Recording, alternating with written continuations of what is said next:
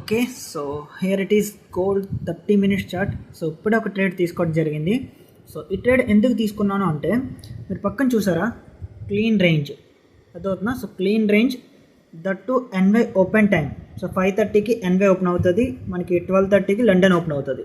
So NY open క్యాండిల్లో మనకి huge volume ఉంటుంది. ఇది మీకు చాలాసార్లు నేను చెప్పాను సో లైవ్ సెషన్స్లో.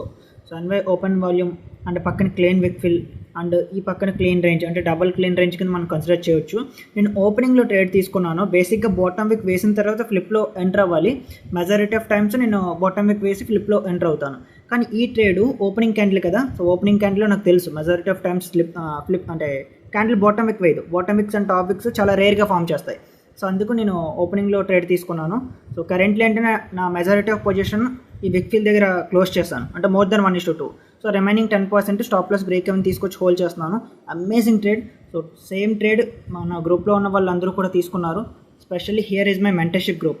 So same trade Anil and elite trader Anish bro and ఇంకా మన సతీష్. సో ప్రతి ఒక్కరు తీసుకున్నారు. అదేవిధంగా మన ఫ్రీ గ్రూప్లో ఉన్న వాళ్ళు ఐ థింక్ ఎవరు తీసుకోలేదు మన ఫ్రీ గ్రూప్లో ఉన్న వాళ్ళు. ఓకే. సో మన గ్రూప్ లింక్ వచ్చి డిస్క్రిప్షన్లో ఇస్తాను. సో మీకు ఇంట్రెస్ట్ ఉంటే జాయిన్ అవ్వండి. మీకు ఏ క్వశ్చన్స్ ఉన్నా సరే అక్కడి నుంచి మీరు అడగొచ్చు. Okay, thank you.